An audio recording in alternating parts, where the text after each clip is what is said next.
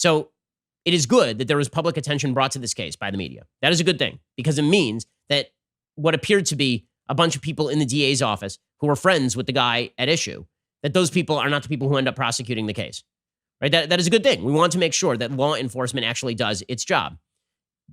But it is also true that the media, in cases like this, immediately tend to jump to this is a racial case first and foremost, that this is a case of race. This is undergirded by tweets from people like LeBron James. LeBron James tweeted out, "We're literally hunted every day, every time we step foot outside the comfort of our homes. Can't even go for a damn jog, man. Like, what the F, man? Are you kidding me? No, man, for real. Are you kidding me? I'm sorry, Ahmaud. Rest in paradise, and my prayers and blessings sent to thee." Okay, so this has 302,000 likes. Now, statistically speaking, it is not true that black people are hunted every time they step outside the comfort of their homes. There's a reason we know the names of people to whom this has happened. Right? It's just not statistically true that black people are hunted by white people all across the country. That was true for a long time in American history.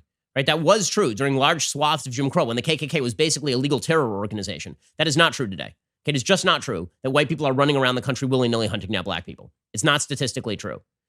At the same time, it is very important that law enforcement do its job specifically in order to fight perceptions like this. Now, that doesn't mean that you should make up cases against people, God forbid. We have due process of law in this country, but it looks bad when you have local law enforcement not taking seriously enough allegations that have tape to back them like this. Now, the legal issue in this case really is going to come down to, did they witness this guy commit a crime?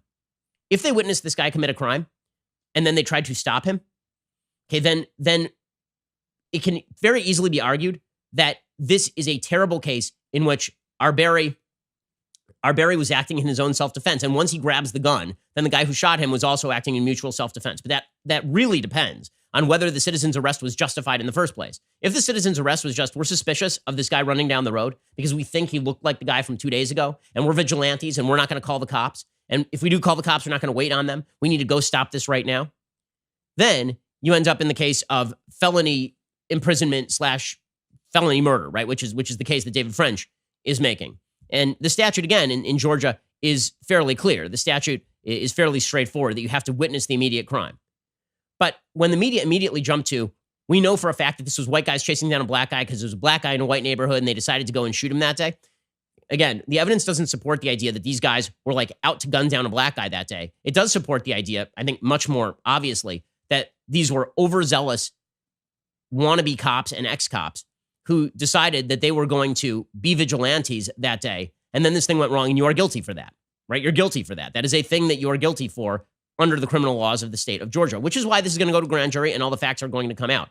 But to suggest on the basis of the case itself that black people are gunned down every day in the United States, that black people are at tremendous day-to-day risk from normal white people walking down the road, it's not true, which is why, again, this is getting all sorts of national attention. If this were true, that this were happening every single day, you know what the news doesn't report on? Stuff that happens every single day.